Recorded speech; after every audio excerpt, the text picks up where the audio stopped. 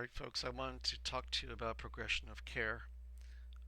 It's a concept that um, might be a little difficult to understand in prose, but I'm hoping that by doing this video that you'll understand it a little bit more. I named the baby that I'm going to do progression of care as progression care.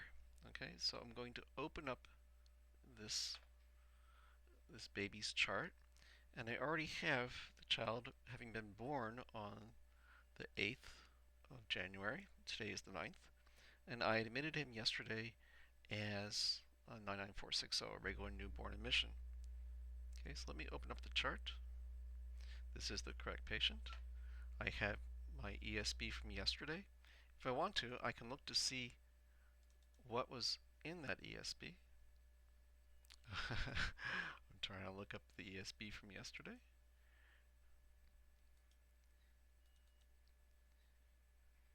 Yes, okay. And this ESB had a single live-born vaginal, and baby just happened to have ABO incompatibility, right? Now it is now the 9th, and it is the 9th today, so all I have to do is press new, and I get one for the 9th. And I've already examined this baby. I want to put him under phototherapy, and I've justified in my note. I've examined him. I've said this baby needs to be under phototherapy. We'll be checking bilirubins, etc., etc. So now I want to bill for this child. And believe it or not, it's no longer just a regular newborn, because he's now under phototherapy. He's requiring a little bit of extra care. And he has hyperbilirubinemia. All right, so I'm going to put in up here hyperbilirubinemia from hemolysis, and that was a new one, so I push on site, and I have ABO incompatibility, and he's still a single live-born vaginal. Okay, but the first diagnosis is the most important. And he has now gone under phototherapy. Realize that he is no longer, he's still in the newborn nursery, so I'm going to be down here, but because of progression of care, since he was admitted, we'll go down here to see how he was admitted. He was admitted as a regular newborn. Today he's not a regular newborn.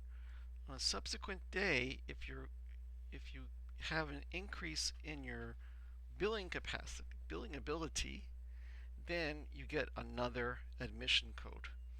And that would be either 221, 222, or 223.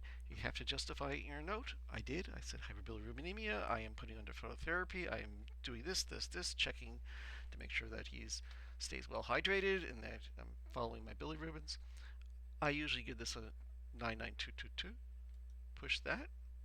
I do need my referring physician. And it's going to say, you already did an admit date. Yes, but guess what? This is progression of care. When that care goes from a lower tier to a higher tier, it usually gets you another admit code. Not always, but usually. So I'm going to have to say OK, because I need to change the initial code, not from the first date, but for today.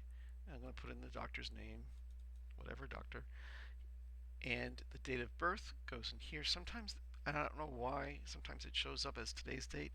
I always make sure that it's the date the child was admitted. And now I am going to submit, and look what happens. Down below, I see that now I have a moderate initial, and it's a 99222. I now have two admit codes, but because I have justified it in the note by progression of care, it is now it's perfectly good to do this, and he will stay at this level until the phototherapy comes off. All right.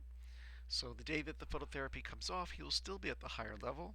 The next day, if he's still in the hospital, he'll be at a lower level. This has been progression of care in the Well Baby Nursery. I hope that you understand this. It's sometimes people will go on, they know it's a subsequent day, so they'll go, I say we know that it's going to be higher, let's go with the subsequent day higher. But if it hadn't had the initial coding for that higher level as an admit note, you're you're able to bill with another admit note. Progression of care.